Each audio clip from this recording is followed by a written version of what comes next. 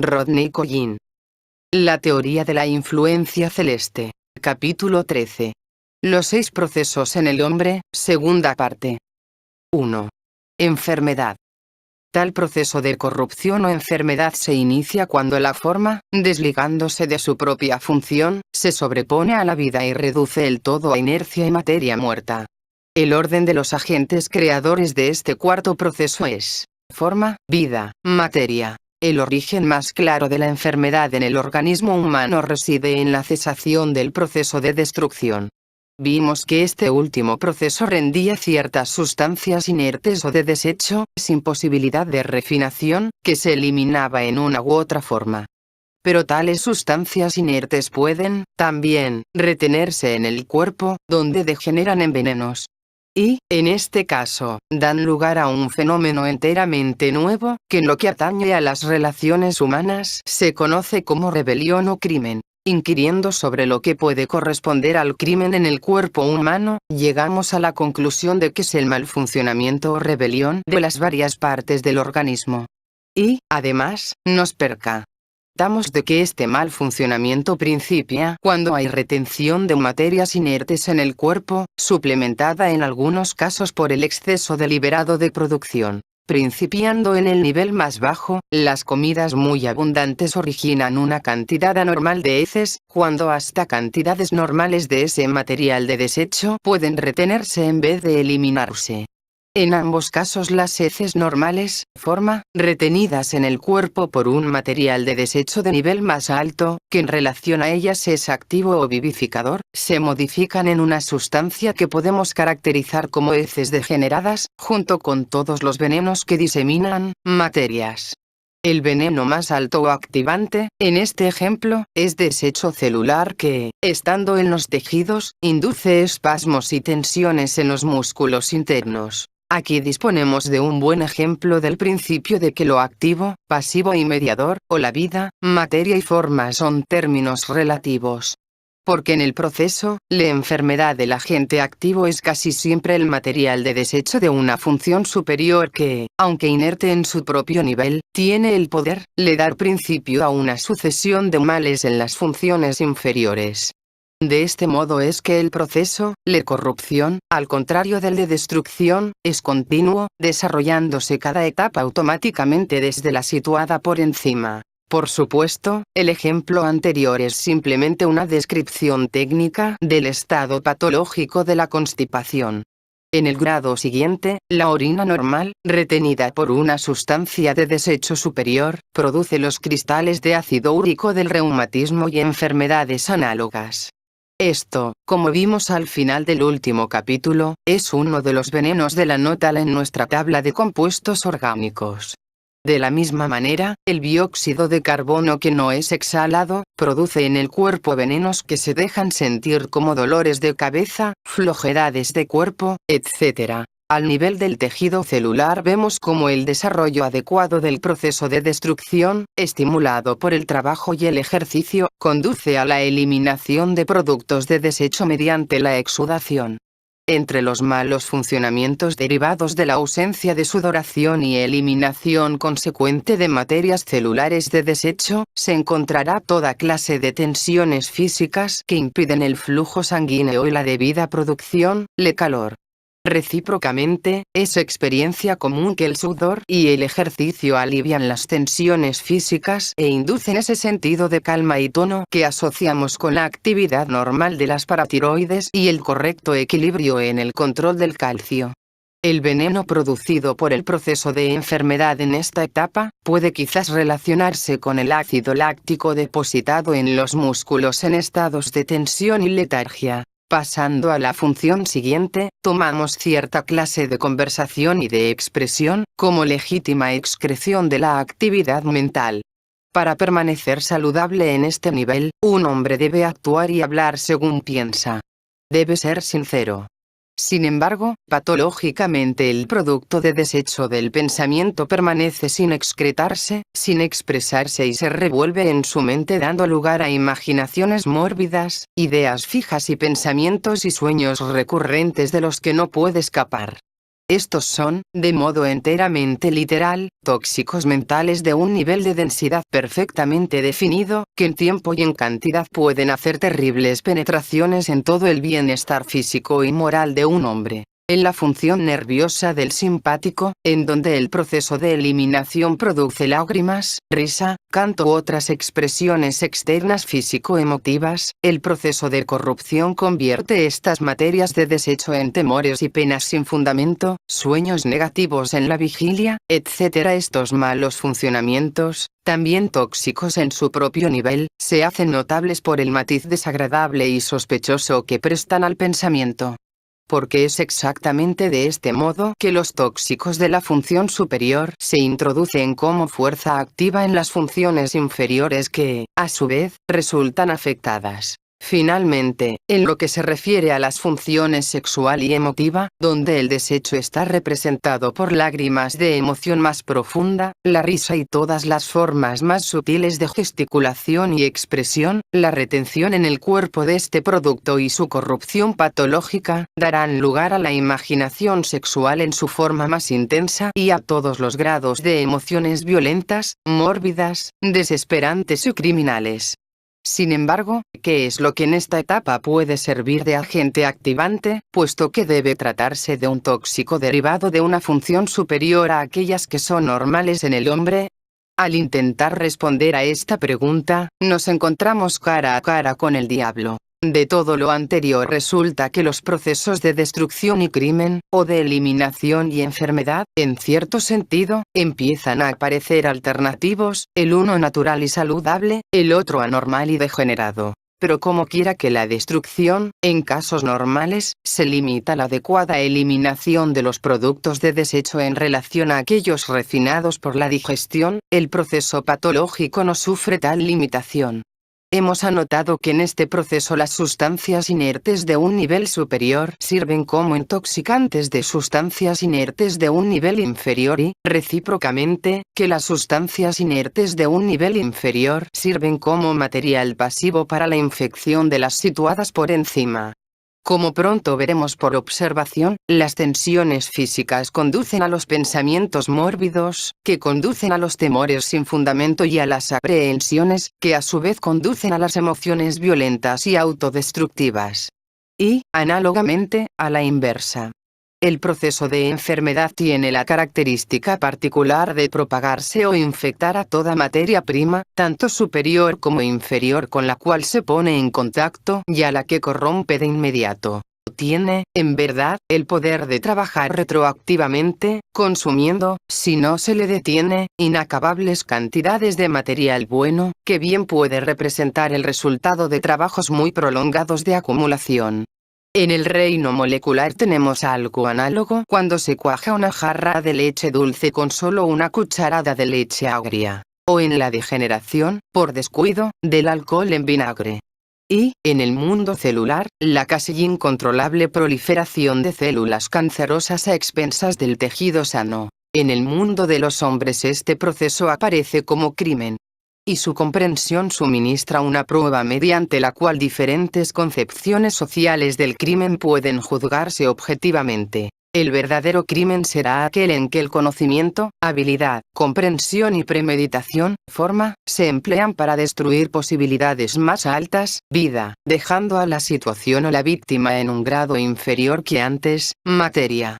Según este criterio, la sociedad acierta al considerar el asesinato, en el que el hombre emplea el pensamiento para privar a otro de vida, dejando solo la materia inerte de su cadáver, como el crimen clásico. El robo intencional, en el que la víctima es despojada de objetos, ahorros o posibilidades, también es crimen.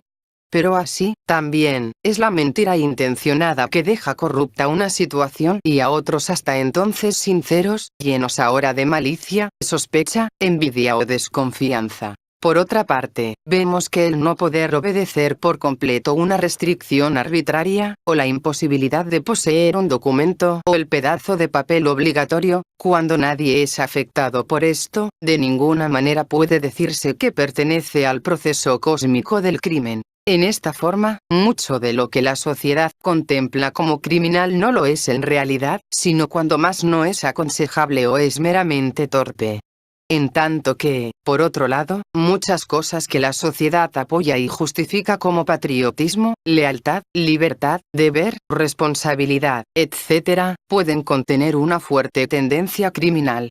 ¿A qué otro proceso, por ejemplo, puede pertenecer la propaganda que, usando ingeniosamente la habilidad del artista, la experiencia del psicólogo y la técnica del científico, se esfuerza por adormecer o destruir el vívido juicio natural para reemplazarlo por una sola actitud uniforme, valedera temporalmente desde el punto de vista de una política única, un solo gobierno o un solo propagandista? En el mundo moderno la destrucción deliberada y, con frecuencia, oficial del juicio y la conciencia individuales, constituye un crimen en escala tan vasta que resulta invisible y el hombre no puede ni imaginar la vida en otras condiciones. De este modo, pues, la mayor de todas las posibilidades, el desarrollo consciente, puede quedar destruida para miles y aún millones de personas. Gente así, que ya no posee juicio individual, conciencia individual, remordimiento individual o el poder de reaccionar como individuos vivos a las circunstancias y urgencias de la vida, pueden continuar hasta el fin de sus días sirviendo como eficientes y obedientes ciudadanos. Pero su esencia ha muerto. Ellos son los muertos en vida, los zombies de nuestra moderna civilización y, como otros asesinados, son el producto del proceso criminal, tanto propio como de los demás. Por tanto, mientras que el proceso de destrucción se manifiesta como la separación de lo inerte y lo viviente y la consecuente preservación del último, el proceso de corrupción, por el contrario, se manifiesta como la reducción de lo viviente mismo a la inercia y la muerte. 2. Curación. Si el proceso patológico no tuviera rechazo, entonces, por el solo contagio natural el universo estaría perdido. Pero sabemos que el enfermo se recupera en ocasiones, que las epidemias menguan, que los desiertos se resiembran solos y que hasta las guerras acaban. Hay un proceso de curación en el que la sustancia enferma, redescubriendo la forma original de la naturaleza, vuélvese un canal para la vida y le es restaurada la salud. Su orden, materia, forma, vida. Aquí está implicado el redescubrimiento de un principio original y su adaptación a las circunstancias nuevas o anormales. Por ejemplo, ciertas sustancias tóxicas empiezan a acumularse en las capas musculares del cuerpo. Pasado un tiempo, la condición se vuelve demasiado aguda para aliviarse con los métodos normales de excreción. Los glóbulos blancos de la sangre, sin embargo, están perfectamente dotados con el poder y deber de eliminar las toxinas. Rodeando y aislando el veneno con pus, inventan una forma de excreción. Se desarrolla un absceso, se pone tenso y revienta. Las toxinas son expelidas y si la condición no está muy generalizada, sana el tejido. En el cuerpo existen agentes curativos de todas clases. Pero en algunos casos puede ayudarse su acción con la asistencia de medicamentos y drogas de naturaleza semejante, exactamente las sustancias curativas que encontramos asociadas, en el último capítulo, con la Notangi. Estas son materias que contienen en esencia concentrada ese principio natural necesario para corregir la anormalidad y restaurar la forma saludable.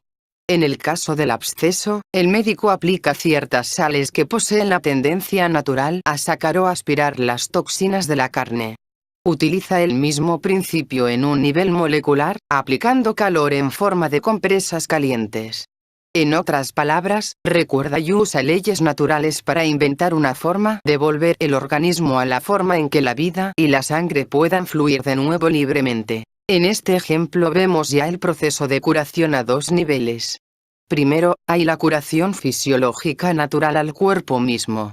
En segundo lugar, este proceso está apoyado por el ingenio humano, expresado en el arte de la medicina.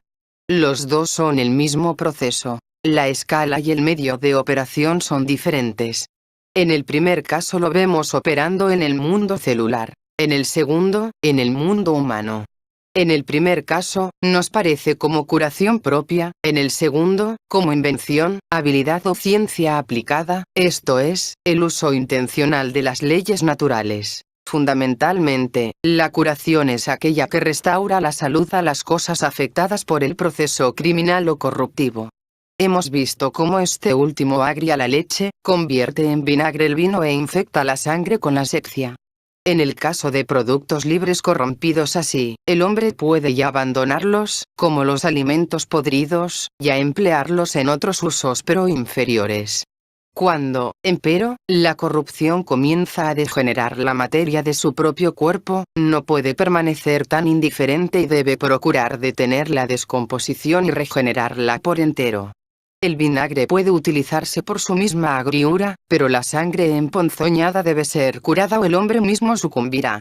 Así nació la medicina. En la Edad Media se desarrolló un sistema muy elaborado e interesante de medicina sobre la base de la clasificación de los órganos y del organismo, de acuerdo con los 4 humores, caliente, frío, húmedo y seco, y después de diagnosticar el exceso de uno o la deficiencia de otro, procuraba restaurar el equilibrio suministrando el humor opuesto, mediante tratamientos y medicamentos clasificados de modo semejante. El método de curación por el equilibrio de los 4 humores se usa todavía, por ejemplo, al aplicar compresas frías a las fiebres calientes, o al prescribir clima seco para una condición húmeda como la tuberculosis. Y si bien este sistema en su conjunto está ahora desacreditado, no ha sido porque fue erróneo o supersticioso en sí mismo, sino solo porque el principio de sustentación de entonces acá se ha perdido y un sistema de medicina completamente diferente se ha erigido sobre otras bases. La antigua medicina se basaba casi enteramente en el tratamiento del cuerpo como un todo o en el tratamiento de los órganos individuales. Además de estudiarlos desde el punto de vista de los humores, se clasificaron estos órganos de acuerdo a su afinidad con los planetas y los remedios herbolarios, clasificados en la misma forma, acostumbraban estimular la respuesta a una u otra influencia planetaria. Nuevamente, el principio empleado en la curación era el restablecimiento de la armonía en el mundo de los órganos. Fue el estudio de la estructura celular de plantas y animales en los años de la década 1830 y posteriormente el descubrimiento de la danza de las moléculas activas por Braun casi al mismo tiempo, los que realmente condujeron a la caída de la medicina medieval. Porque con este conocimiento llegó la posibilidad de una medicina que restaurase la armonía no solo en el mundo de los órganos, sino en el mundo de las células y aún de las moléculas. Tal tratamiento, aplicado directamente a los cosmos inferiores, y que utiliza los tiempos de esos cosmos, naturalmente podría rendir resultados mucho más rápidos que los del tratamiento antiguo de los órganos. Y, literalmente, su velocidad y exactitud parecen milagros en comparación, del modo en que la intervención de las leyes de otro cosmos debe parecer siempre milagrosa desde el punto de vista del nuestro. El estudio de la vida de las células puso a luz el papel de la bacteria, agente de corrupción o enfermedad en el nivel celular. Y mucho del enorme progreso de la medicina bajo Pasteur y Lister en la segunda mitad del siglo XIX se basaba en la asepsia y la antisepsia, esto es, la eliminación o destrucción de estos agentes de enfermedad en el mundo celular. Posteriormente, con el trabajo de Ehrlich, quien combinó los germicidas con los tintes que se sabía que teñían solo tejidos específicos, los químicos empezaron a trabajar en un mundo todavía más pequeño y más rápido. Ehrlich creó casi 1 millar de diferentes combinaciones moleculares en el intento de producir mensajeros químicos que, introducidos al cuerpo, realizarán una tarea específica en el mundo molecular. Esta técnica llevó al descubrimiento de las varias drogas sulfa, de sorprendente poder de penetración y velocidad de acción. Actuando de este modo en forma directa para restablecer el equilibrio en el mundo de las moléculas, los doctores modernos pueden, en algunos casos, efectuar curas en el transcurso de horas, que la antigua medicina que actuaba en el mundo de los órganos, podría tomar semanas y aún meses para realizarlas. Desde el punto de vista de la velocidad y la precisión es este un adelanto inmenso. Lo que, empero, todavía no se ha tomado en cuenta es el hecho de que al trabajar directamente en el mundo de las moléculas, la medicina moderna pasa por alto y socava la inteligencia de los órganos. Fundamentalmente, la antigua medicina reconocía que cada órgano tiene su propia inteligencia, capaz, con ayuda, de diagnosticar su propio mal y de producir su propio antídoto. Estas inteligencias de los diferentes órganos están realmente enlazadas en un todo, en la inteligencia general para la totalidad de la función instintiva, la que, si se confía en ella y no es desbaratada, puede salvar al organismo humano de casi todas las enfermedades que hacen presa en él. La medicina moderna, que trabaja en un nivel molecular, en su mayor parte ignora del todo esta inteligencia instintiva y al avanzar por debajo, por así decirlo, socava a menudo su autoridad y poder. Esto es como si un paciente, en vez de confiarse a la responsabilidad de un gran hospital, con su sagaz director y sus muchos especialistas y departamentos subordinados, acudiera directamente al laboratorio de investigación y persuadiera al ayudante para que le prescriba la droga novísima. Aunque un caso ocasional pudiera ser alarmante, una práctica de esta clase pronto haría la labor curativa del hospital en conjunto, por completo imposible. En la misma forma, el exceso de confianza en las drogas moleculares, que actúan con velocidad y poder sorprendentes, pueden minar el poder de autocuración y recuperación del organismo en el futuro. Al mismo tiempo, es bastante claro que la medicina no puede abandonar sus propios descubrimientos, no puede retirarse del mundo de las moléculas al que ha penetrado ahora su curación. En realidad, solo hay una salida. Para que la curación sea completa, esto es, para que logre el beneficio real el hombre en vez de la muerte de un germen particular o el estímulo de una hormona particular, el paciente mismo debe trabar conocimiento con la inteligencia de su propia función instintiva. Debe, primero, escuchar dentro de sí su voz y cuando reconozca y distinga esta voz, debe confiar en sus deseos y obedecer sus órdenes. Y si así lo hace, el proceso de curación comenzará en él en una escala que a su tiempo, hará del todo innecesaria la intervención de la medicina externa. Es esta inteligencia instintiva, en verdad, la que ofrece el enlace entre la curación fisiológica y la invención intelectual, aspectos principales estos dos, del proceso que estamos estudiando. Tan pronto como nos elevamos por encima del nivel de las células y los órganos, resulta crecientemente difícil separar estos dos aspectos. Y lo que inventa la mente del hombre y lo que inventan sus otras funciones trabajando mediante la inteligencia instintiva, están cada vez más confundidos entre sí. Podemos tratar de suponer que todas las invenciones de la mente humana son el resultado de alguna sutil realización de principios naturales, leyes o artificios que están operando todo el tiempo en la mecánica de sus movimientos esqueléticos, la química de su digestión, los fenómenos eléctricos de su sistema nervioso, etc. Supóngase, por ejemplo, que una mujer tiene que hacer una intrincada labor de punto. Si es hábil, algo en su centro motriz descubre muy rápidamente un modo de manipular y combinar las múltiples palancas de las manos con ingenio y sutileza extraordinarios para producir el resultado deseado. Después, un observador avisado podrá inventar una máquina que imite los movimientos que ya ha inventado su centro motriz. Mediante la multiplicación de esta máquina o mediante su manejo a gran velocidad, puede llegar a producir mucho más por hora de lo que podría hacer un par de manos femeninas. Pero, en esencia, el invento solo ha redescubierto un procedimiento que ya existe en la naturaleza. En este sentido, la grúa es un redescubrimiento del principio del brazo, la cámara un redescubrimiento del principio del ojo, y una central telefónica, un redescubrimiento del principio de la corteza cerebral. Con el fin de alcanzar un propósito señalado, la materia está dispuesta en una forma especial, en la que puede operar la ley natural apropiada, vida.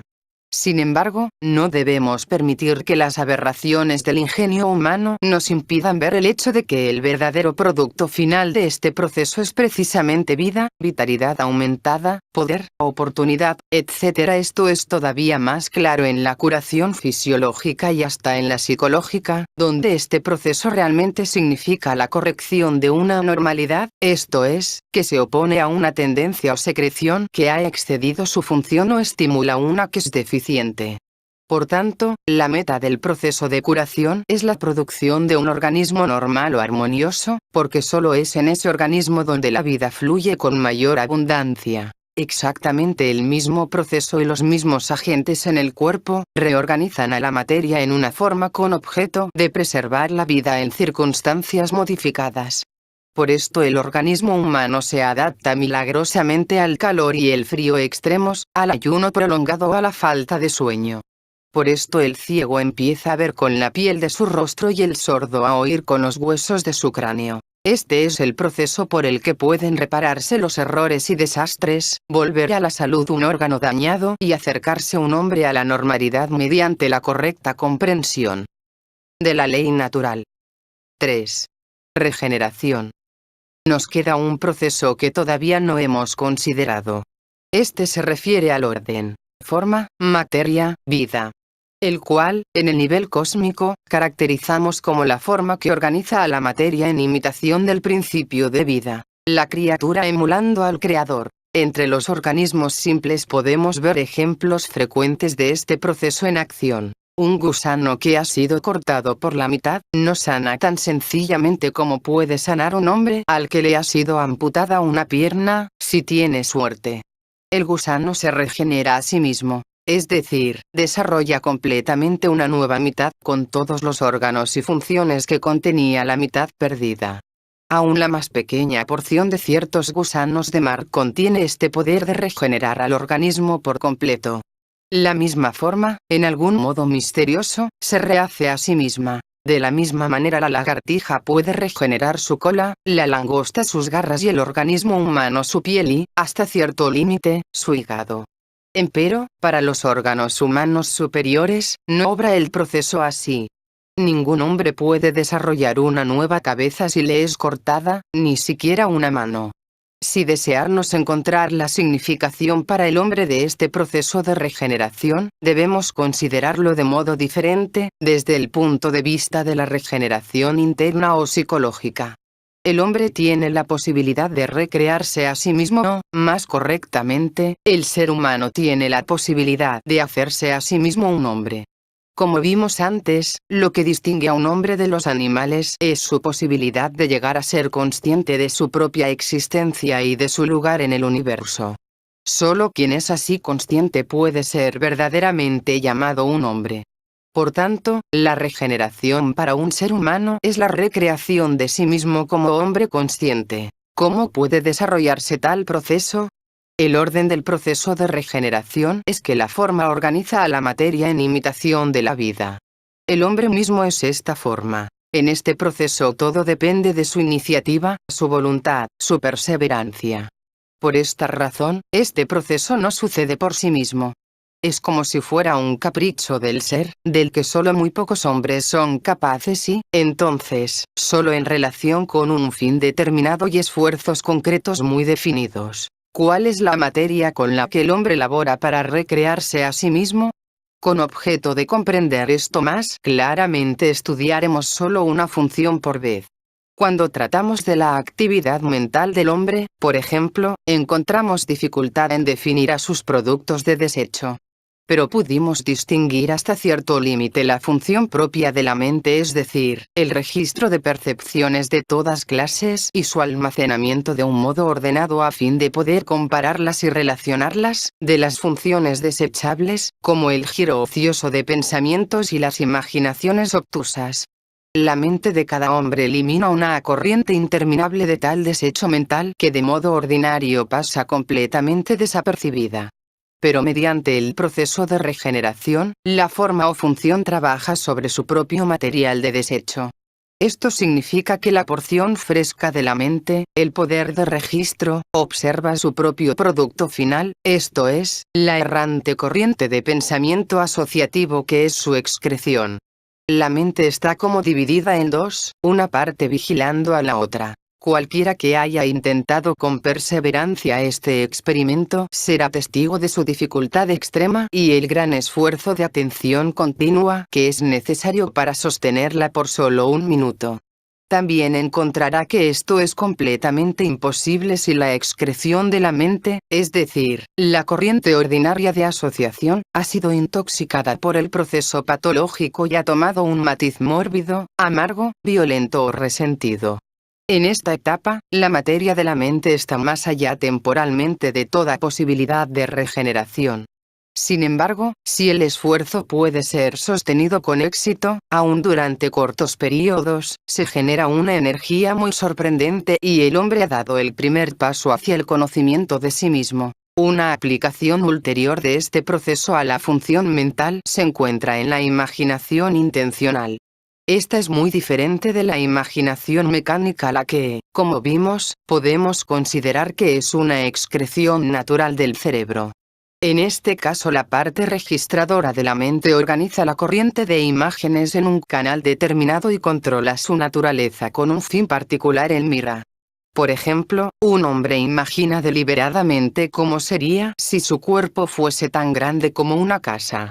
Evoca las imágenes de su memoria de escenas y gentes vistas desde arriba, de fuerzas superhumanas que trabajan en arrancar árboles de raíz y nivelando montes, de gigantes por un lado y enanos por la otra. Todas estas combinadas con sensaciones actuales de su propio cuerpo y de sus poderes, pueden con atención, producir una sensación extraordinariamente vívida de cómo sería si fuese tan grande como una casa. Cuando imágenes y recuerdos de varias funciones, reunidas en un todo por tal imaginación intencional, encuentran expresión a través de alguna actitud manual o mental, nace el arte. Tal arte, en el mejor de los casos, es una recreación planeada o una reconstrucción de la experiencia del mundo por el artista. Implica esta la regeneración de la experiencia pasada. Y participa de la naturaleza de este proceso general. Pasando a las funciones de movimiento y sensación, nuevamente se expresa la misma posibilidad con una división. La parte superior de la función sensitiva registra a sabiendas el clima psicoemocional del organismo. Se tiene la sensación de los movimientos de uno mismo, la sensación de lo que uno siente, percepción física del cuerpo y más o menos de los procesos que en él ocurren. Este es el sentimiento de uno mismo, de la propia existencia física en ciertos medios y en determinado tiempo, que si se la cultiva seriamente, produce de un modo notable una emoción muy intensa y valiosa. Pero, nuevamente, con excepción de momentos accidentales y raros, mantener la separación entre la sensación que registra y los múltiples sentimientos e impulsos registrados, requiere la mayor atención posible, ya que siempre tienden a confundirse en una sensación vaga y desapercibida del yo. Con estos dos ejemplos podemos llegar a comprender la idea de atención en relación con la posibilidad de diferentes procesos dentro de cada función.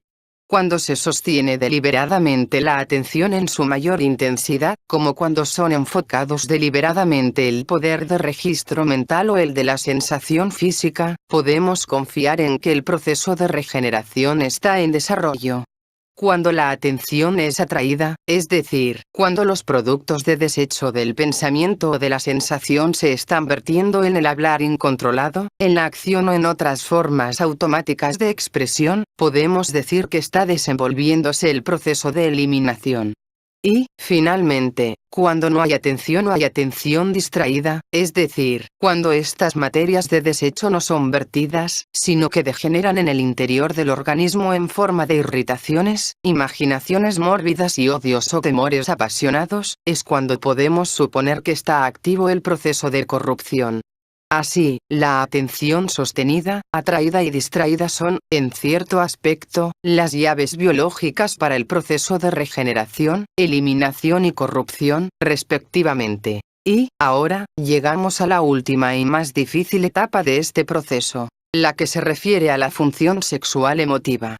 De la analogía de los dos ejemplos anteriores vemos que ésta debe implicar una emoción superior o pura, observando o actuando sobre el desecho emocional inferior. Esto último sería la corriente normal de deseos emocionales, anhelos, atracciones y repulsiones del carácter más ferviente. ¿Cuál es la emoción pura que pueda hacer frente o luchar con este torrente, a pesar de su velocidad y fuerza? Parecería que solo lo lograría alguna finalidad emocional sobrepotente, alguna aspiración constante e intensa hacia Dios o hacia la conciencia o, por otra parte, alguna revulsión permanente del nivel ordinario del hombre y un intenso temor a sus consecuencias. Es necesario hacer hincapié sobre la necesidad de la permanencia de tal finalidad para que el proceso de regeneración se desenvuelva, porque debido a la gran velocidad de las reacciones emotivas ordinarias, cualquier cosa que no esté presente permanentemente, carecerá de tiempo para aprehenderlas y luchar con ellas. Siempre se retrasará o, como aquellas, será demasiado transitoria para producir una impresión bastante profunda y duradera. Sin embargo, de llegar a crearse una meta emocional permanente, se hace posible ahí una lucha intensa entre lo superior y lo inferior en el hombre. Esta división interna, que puede experimentarse como juicio interno, produce fricción. Por una fricción interna es precisamente que puede generarse la conciencia, del modo como por la fricción física pueden generarse el calor y la luz. Mientras un hombre separe más su meta de los hábitos y fallas de su cuerpo y personalidad y mientras más fuerce esta última, aún de mala gana, para servir a tal finalidad, resultará más intensamente consciente de sí mismo. Gradualmente sus debilidades, liberalidades, excusas más recónditas y, por otro lado, sus anhelos, capacidades y aspiraciones, serán llevadas a la luz de la conciencia. Así como en la regeneración de los cuerpos celestes, cada vez más de su interior duro y oculto debe convertirse en una envoltura gaseosa capaz de ser irradiada y vitalizada por el sol. En realidad, el proceso de regeneración implica exactamente la transmutación de materia de la opacidad a la radiantez. Esta transformación involucra dos etapas. Físicamente, un cuerpo opaco primeramente debe volverse translúcido, es decir, debe adquirir la capacidad de ser penetrado por la luz de otro cuerpo. Solo después de un largo periodo en este estado, puede surgir la posibilidad de radiación o de brillo con luz propia. En la misma forma, un hombre que desea desarrollarse debe primero hacerse translúcido, es decir, debe exponer todos los aspectos de sí mismo, sin reserva, a la penetración de la conciencia de otro hombre, la de su maestro.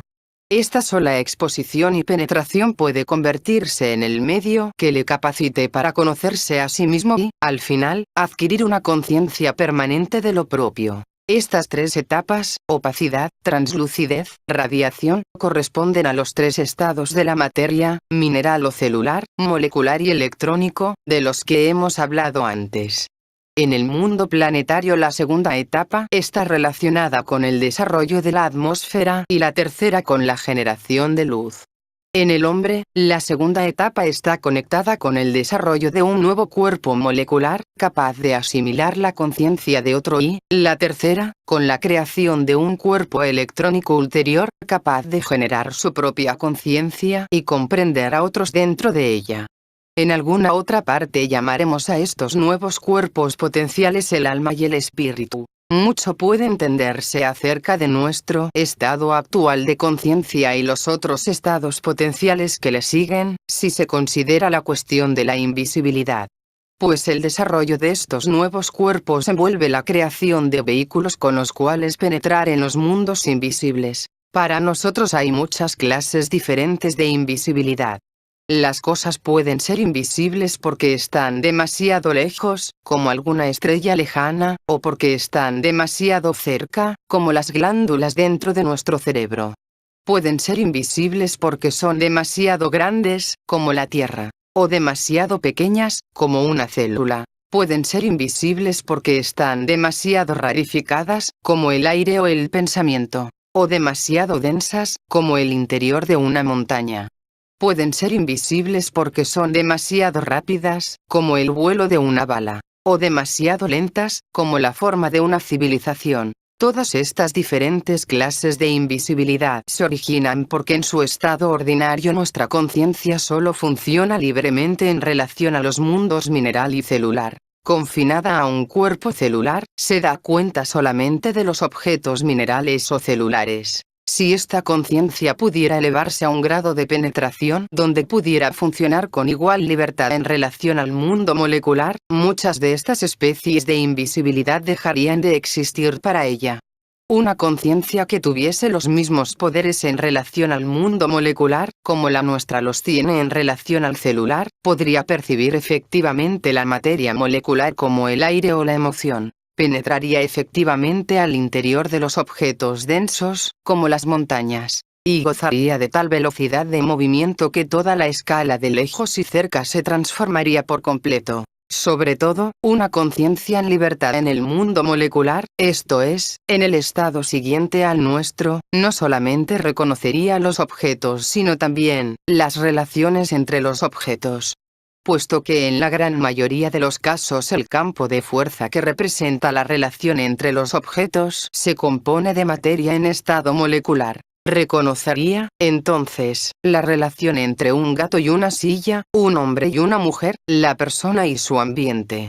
En comparación con este reconocimiento de relaciones vívidas y siempre cambiantes, la percepción de objetos separados parecería referirse a un mundo muerto e increíblemente laxo. Ahora bien, para todo propósito práctico, el primer paso hacia esta penetración de la conciencia en el mundo molecular o mundo de relaciones yace en la práctica de la atención dividida. El hombre que comienza a aprender cómo dividir su atención deliberadamente entre su propio cuerpo y el objeto o persona con la que está tratando, esto es, quien simultáneamente se reconoce y reconoce lo que le rodea, en realidad empieza a vivir en un mundo de relaciones, en el mundo molecular. Ha empezado a ser autoconsciente. Ha comenzado a crearse un alma. Ciertamente, sus primeros esfuerzos para lograr esto le demostrarán muy claramente la dificultad extrema de sostener este estado y le probarán sin lugar a dudas que el dominio sobre aquel no es natural en el hombre sino que debe adquirirlo laboriosamente. Al mismo tiempo, estos mismos esfuerzos abrirán ante él un mundo enteramente nuevo, el mundo de las relaciones, y le demostrarán que este mundo se puede alcanzar efectivamente por su propia conciencia, a través de la atención dividida.